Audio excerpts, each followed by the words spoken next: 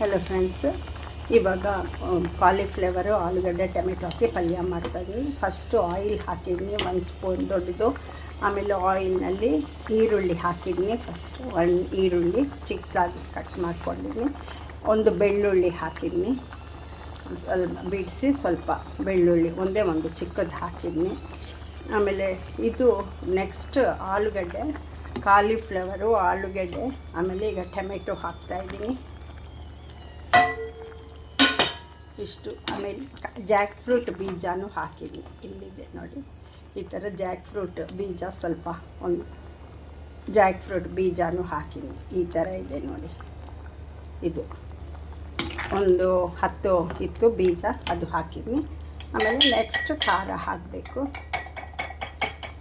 ಖಾರ 1/2 ಸ್ಪೂನ್ ಹಾಕ್ತಾಯಿದ್ದೀನಿ.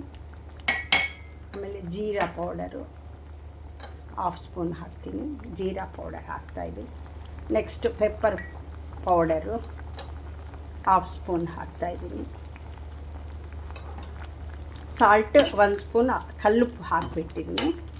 ಫಸ್ಟ್ ಅದೆಲ್ಲ ಈರುಳ್ಳಿ ಎಲ್ಲ ಹಾಕಿದ ಮೇಲೆ 1 ಸ್ಪೂನ್ ಕಲ್ಲುಪ್ಪು ಹಾಕಿದ್ದೀನಿ ದೊಡ್ಡ ಸ್ಪೂನಲ್ಲಿ. ಈ ಸ್ಪೂನಲ್ಲಿ 1 ಸ್ಪೂನ್ ಹಾಕಿದ್ದೀನಿ. ಬೇಕಾದರೆ ನೋಡಿ ಹಾಕ್ಕೋಬೇಕು.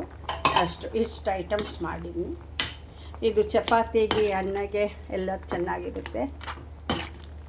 ಸಾಂಬಾರು ಅನ್ನಕ್ಕೆ, ಚಪಾತಿಗೆ, ದೋಸೆಗೆ ಎಲ್ಲದಕ್ಕೆ ತುಂಬ ಟೇಸ್ಟಾಗಿರುತ್ತೆ ಈ ಪಲ್ಯ. ಅಷ್ಟೇ. ಇದು ಬಾಯ್ಲ್ ಹಾಕ್ತಾಯಿದ್ದೆ, ಆಮೇಲೆ ಬಾಯ್ಲ್ ಹಾಕಿದ್ಮೇಲೆ ತೋರಿಸ್ತೀನಿ. ಇವತ್ತು ಚಪಾತಿ ಆಮೇಲೆ ಈ ಪಲ್ಯ, ಕಾಲಿಫ್ಲವರು ಆಲೂಗಡ್ಡೆ ಟೊಮೆಟೊ ಪಲ್ಯ ತುಂಬ ಟೇಸ್ಟಾಗಿದೆ.